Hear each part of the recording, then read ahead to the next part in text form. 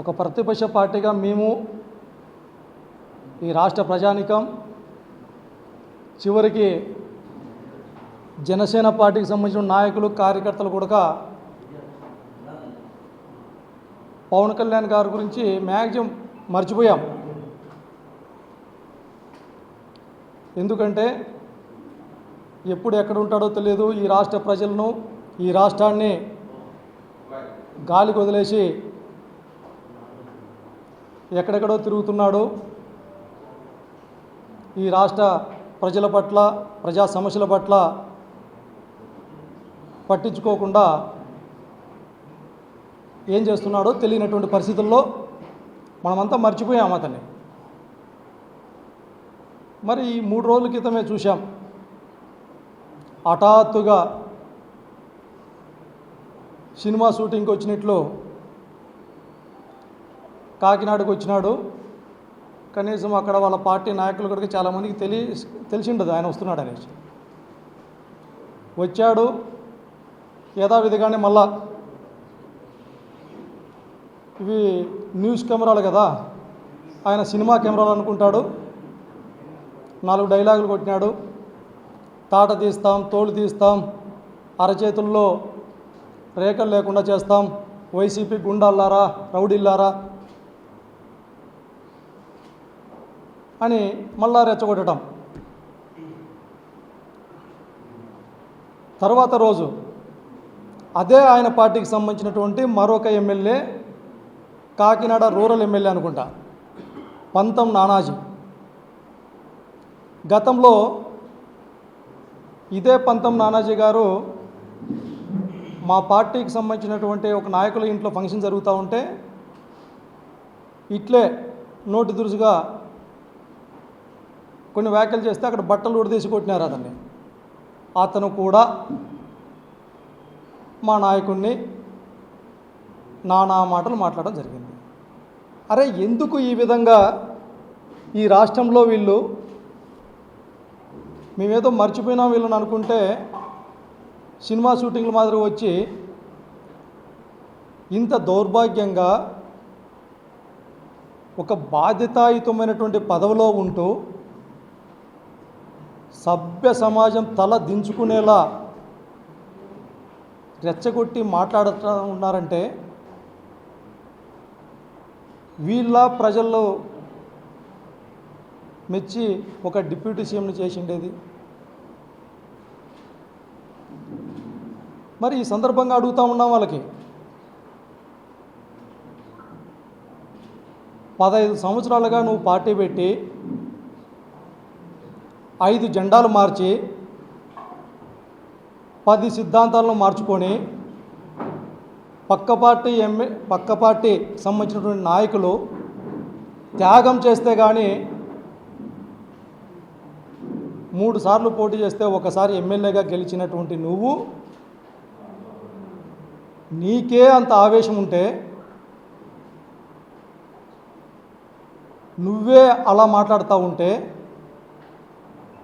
ఈ రాష్ట్రంలో చేయని తప్పుకి అక్రమంగా, అన్యాయంగా 16 నెలల జైలు శిక్ష అనుభవించి పార్టీ పెట్టిన రోజు నుంచి ఇవాల్టి వరకు కూడా మీరెన్ని కుట్రలు చేసినా, ఎన్ని కుతంత్రాలు చేసినా,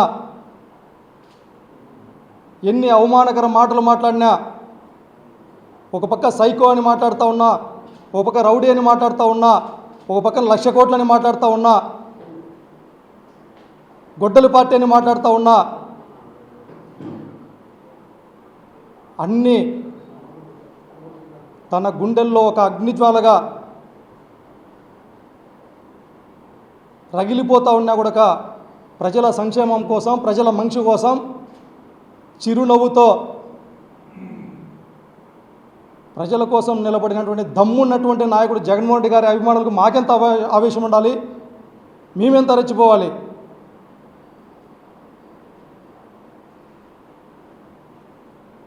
అంటే తప్పుడు వాగ్దానాలు ఇచ్చి తప్పుడు మాటలు మాట్లాడేటటువంటి మీరు బెదిరిస్తే మేము బెదిరిపోతామా? మీరు భయపడితే మేము భయపడిపోవాలా? ఎవరిని భయపడిస్తున్నావు? ఎవరిని బెదిరిస్తున్నావు? ఎవరి తోలు తీస్తావు? మాట మాట్లాడితే కనీసం నీవు పదవికైనా గౌరవం ఇస్తున్నావా? ఇవాళ నిజంగా బాధపడుతున్నాం. ఇంతవరకు మౌనం వహించాం. అరే, ఈ వ్యక్తులు ఈ రాష్ట్రంలో రాజకీయాల కోసం రోజు రోజుకి దిగజారిపోయి, ఇదే వ్యక్తులు ఒకరోజేమో ప్రధానమంత్రి గారిని పొగుడుతారు, ఒకరోజేమో విమర్శిస్తారు, వీళ్ళే కలుస్తారు, వీళ్ళే విడిపోతారు.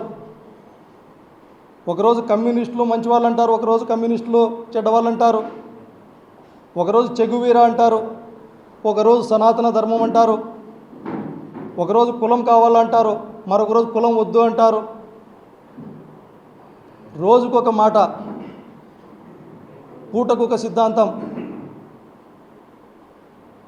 ఇంత చేస్తూ ఉన్నా కూడా కొంత శాతం మంది ప్రజలు వాళ్ళ మాటల్ని ఇంకా నమ్ముతున్నారే అనేటటువంటి బాధపడదాం.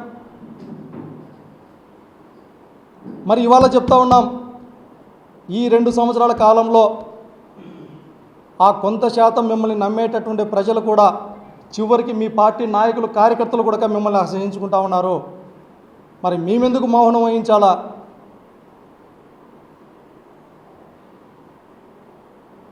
గట్టిగా అడుగుతా ఉన్నాం ఈ సందర్భంగా. ఇవాళ ఈ రాష్ట్రంలో, ఈ స్వతంత్ర భారతదేశంలో ఒక కన్న తల్లి 40 రోజులుగా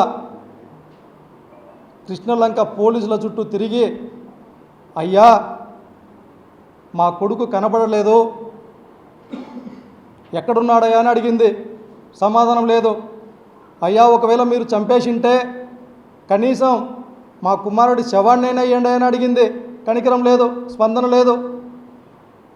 చివరికి జోలె పట్టి శవం అంటే లేకపోయి కనీసం బూడిదన్నా ఇయ్యండియా అని అడిగింది ఆమె. అటువంటి కన్న తల్లి బాధ మీకు కనబడలేదా, వినపడలేదా? మరొక పక్కన 30 సంవత్సరాల ఎంఆర్పిఎస్ ఉద్యమకారుడు పేరుపోగు వెంకటేశ్వరరావు గారి కుమారుడు క్రాంతి చిత్రహింసలు, పోలీసుల వారి చిత్రహింసలు తట్టుకోలేక చనిపోతే మేలు, మమ్మల్ని చంపేయండి అయ్యా అని చెప్పి ఆత్మహత్య చేసుకున్న పరిస్థితి. నిన్న లేక మొన్న కర్నూలు జిల్లాకు సంబంధించిన గంగమ్మ గారు, ఒక కృష్ణలంక పోలీస్ స్టేషనే కాదు, ఈ రాష్ట్రంలో చాలా వరకు 80% పైగా పోలీస్ స్టేషన్లు ఇదే విధంగా ఉన్నాయి. ఇటువంటి పరిస్థితుల్లో ముఖ్యమంత్రులుగా, ఉప ముఖ్యమంత్రులుగా మీరు ఉంటే ఎంత, పోయేస్తే ఎంత? మాట్లాడితే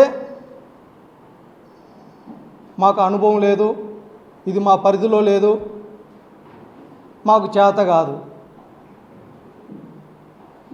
పవన్ కళ్యాణ్ గారికి అడుగుతూ ఉన్నాం, మీకు చేతనైంది, మీ పరిధిలో ఉంది, మీకు అనుభవం ఉంది, కేవలం జగన్మోహన్ రెడ్డి గారిని ఇష్టం వచ్చినట్లు తిట్టేదానికి మాత్రం మీకు అనుభవం ఉంది.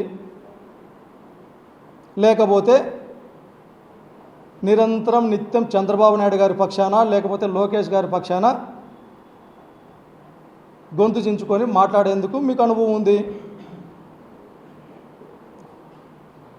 ఈ రాష్ట్రంలో ప్రజానికం పక్షాన, ప్రజలు పడుతున్నటువంటి ఇబ్బందుల పక్షాన, లేకపోతే ఇన్ని హత్యలు, ఇన్ని ఘోరాలు జరుగుతూ ఉన్నా, ఇచ్చినటువంటి హామీలను అమలు చేయకపోయినా, ఏ రోజైనా, ఎప్పుడైనా, ఎక్కడైనా నోరు తెరిచి మాట్లాడినటువంటి సందర్భం ఉందా?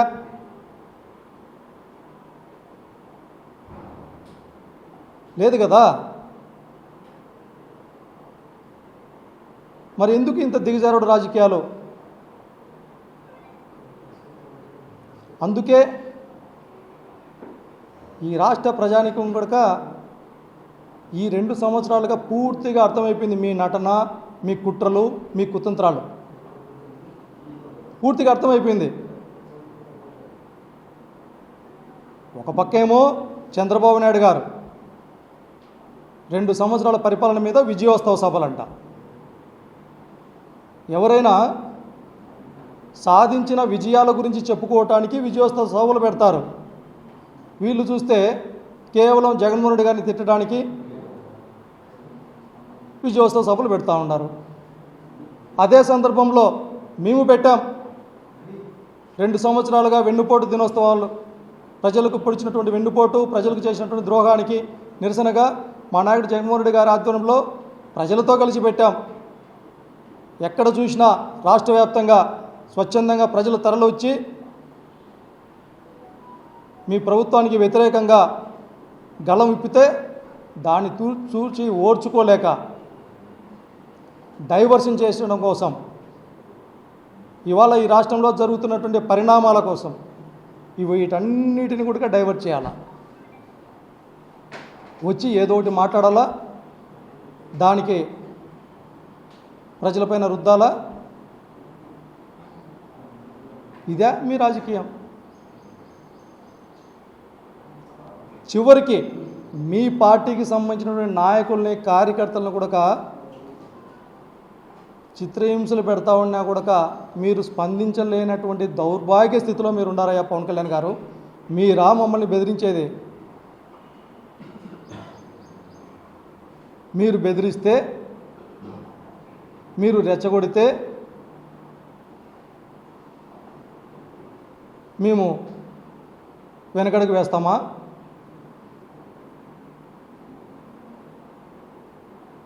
ఈ రాష్ట్రంలో జగన్మోహన్ రెడ్డి గారి నాయకత్వంలో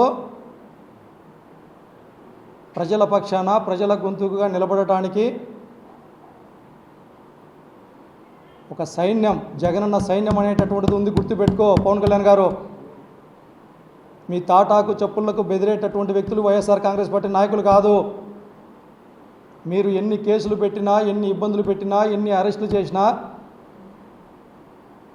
ప్రజల పక్షాన వైఎస్ఆర్ కాంగ్రెస్ పార్టీ, జగన్మోహన్ రెడ్డి గారు ఉన్నంతకాలం మీ అవాకులు చెవాకులు ఈ రాష్ట్రంలో ఉండవు, ఉండబోవు అనేసి సందర్భంగా తెలియజేస్తా ఉన్నాం. ఇప్పటికైనా ఈ రాష్ట్ర ప్రజానికం అంతా మీ నుంచి కోరుకుంటా ఉన్నారు, మీ నుంచి ఆశిస్తూ ఉన్నారు. జరుగుతున్నటువంటి ఇలాంటి పరిణామాలు తీవ్రంగా ఆలోచనలోకి పడుతున్నారు కాబట్టి, ఒక బాధ్యతాయుతమైనటువంటి పదవుల్లో మీరు ఉన్నారు కాబట్టి మీ నుంచి ఒక సమాధానాన్ని కోరుకుంటున్నారు. ఇన్ని హత్యలు, ఇన్ని ఆత్మహత్యలు, ఇన్ని లాకప్ డెత్తులు జరుగుతూ ఉన్నా ప్రజల పట్ల, ఈ రాష్ట్ర పౌరుల పట్ల మీ సమాధానం ఏంటని అడుగుతూ ఉన్నారు. విద్యార్థులు అడుగుతూ ఉన్నారు, మా చదువులకు సంబంధించినటువంటి ఫీజు రింబర్స్ బకాయిలు ఎక్కడా అని. మహిళలు అడుగుతూ ఉన్నారు, మహిళా సంక్షేమం అన్నారు, ఎన్నో హామీలు ఇచ్చారు, వాటి పరిస్థితి ఏంటి అని. నిరుద్యోగులు అడుగుతూ ఉన్నారు, మా ఉద్యోగాలు ఎక్కడా అని. రైతన్నలు అడుగుతున్నారు, మీరు ఇచ్చినటువంటి హామీలు మా కోసం ఏమైనాయి అని. ఉద్యోగస్తులు అడుగుతున్నారు, మా డిఏలు, మా పిఆర్లు ఏంటి, పిఆర్సీలు ఏంటివి అని. వీటికన్నిటిని మీ నుంచి సమాధానం కోరుకుంటూ ఉన్నారు. అంతేగాని మీ పాటికి మీరు రెచ్చిపోయేటట్టు, రెచ్చగొట్టేటట్టు మాట్లాడటంలో మేము ఆశించడం లేదు, ప్రజలు ఆశించడం లే. మేము ఆశిస్తూ ఉంది ఇచ్చినటువంటి హామీలని అమలు చేస్తారా లేదా. అమలు చేయకపోతే ఎందుకు ఇలాంటి హామీలు ఇచ్చారు. ఇవాళ ఈ రాష్ట్రంలో, ఈ దేశంలో ఎక్కడ జరిగినటువంటి విధంగా లా అండ్ ఆర్డర్ ప్రాబ్లం వస్తూ ఉంది. చివరికి మీరే స్వయంగా మీ నోటితోనే మొన్న చెప్పారు, నా పరిధిలో లేదు, నాకు హోంశాఖ ఉంటేనా అని. ఈ సందర్భంగా చంద్రబాబు నాయుడు గారికి విజ్ఞప్తి చేస్తున్నాం. అయ్యా చంద్రబాబు నాయుడు గారు, ఆయనకంటే హోంశాఖ అంటే కట్టబెట్టండి. ఇప్పటికి ఎలాగో 80% మంది ప్రజలు ఆయన నిజ స్వరూపం గురించి తెలిసిపోయింది. ఆ 20% మంది ప్రజలు కనుక తెలిసిపోతుంది తొందరగా, అది కనుక ఏదో ఇస్తే. అంటే ఈ రాష్ట్రంలో హోంశాఖ విఫలమైందని మీరు ఒప్పుకుంటున్నారు కదా. మరి మీ సమాధానం ఏంటి? ఈ ప్రజలు నమ్మి ఆశపడి మీరు ఇచ్చినటువంటి అబద్ధపు హామీలకు ఓట్లు వేస్తే గెలిచిన తర్వాత ఇంత దౌర్భాగ్యమైనటువంటి పరిపాలన చేస్తూ చివరికి మనుషులను చంపుతున్నారు, మనుషులు ఆత్మహత్యలు చేసుకునేటట్టుగా ప్రేరేపిస్తూ ఉన్నారంటే ఈ రాష్ట్రంలో ఉన్నటువంటి పరిస్థితులు ఎంత భయంకరంగా ఉన్నాయో కేంద్ర ప్రభుత్వం ఒకసారి ఆలోచించాలా, ఈ దేశ రాష్ట్రపతి గారు కూడా ఒకసారి ఆలోచన చేయాలా. ఏది ఏమైనప్పటికీ మీరు ఒక బాధ్యతాయుతమైనటువంటి పదవిలో ఉండారు అనేటటువంటిది గుర్తుపెట్టుకోండి. మీరు కేవలం ఒక ఉప ముఖ్యమంత్రి మాత్రమే. మా పార్టీలో కూడా గతంలో 5 మంది ఉప ముఖ్యమంత్రులు ఉన్నారు. సామాజిక న్యాయానికి పెద్దపీట వేశాం జగన్మోహన్ రెడ్డి గారి నాయకత్వంలో. అప్పుడు కూడా ఏ ఒక్క ఉప ముఖ్యమంత్రి కూడా మీ మాదిరిగా రెచ్చగొట్టేటట్టు మాట్లాడలేదు. ఏ రోజు కూడా ప్రజల సమస్యల నుంచి దూరంగా పారిపోలా. ఇవాళ మీరు రాష్ట్రం వదిలిపెట్టి పారిపోయినారు. మీ సిద్ధాంతాలను మార్చుకున్నారు, సనాతన ధర్మం అన్నారు, ఇవాళ జాతీయం అంటున్నారు, ప్రాంతీయం అన్నారు, అన్నీ అయిపోయినాయి. కాబట్టి చివరిగా ఒక్క విషయం అయితే సూటిగా చెప్తా ఉన్నాం మీకే, చంద్రబాబు నాయుడు గారికి మీకు ఎన్నైనా లావాదేవీలు ఉండొచ్చు, మాకు సంబంధంలే. మా పార్టీకి సంబంధించిన నాయకుల్ని, కార్యకర్తల్ని, మా అధినేతను మాట్లాడితే మాత్రం ఉపేక్షించమని మాత్రం గట్టిగా చెప్తా ఉన్నాం. ఈ సందర్భంగా ప్రజలను కూడా ఒకసారి ఆలోచన చేయండి. మనకందరికీ అర్థమైపోయింది ఈ పాలకుల పట్ల కేవలం ఈ 2 సంవత్సరాల కాలంలో జగన్మోహన్ రెడ్డి గారి నాయకత్వంలో గట్టిగా నిలబడదాం, పోరాటం చేద్దాం. ఈ కూటమి ప్రభుత్వాన్ని కూకటి వేళ్లతో కూడా పెకిలించేదానికి అందరం సన్నద్ధమవుదాం. భవిష్యత్తులో జగన్మోహన్ రెడ్డి గారిని ముఖ్యమంత్రిని చేసుకొని ఈ రాష్ట్రం అభివృద్ధికి తోడ్పాటును అందిద్దామనేసి ఈ రాష్ట్ర ప్రజానికానికి కూడా విజ్ఞప్తి చేస్తూ ఉన్నాం సవినయంగా. జై జగన్, జోహార్ వైఎస్ఆర్.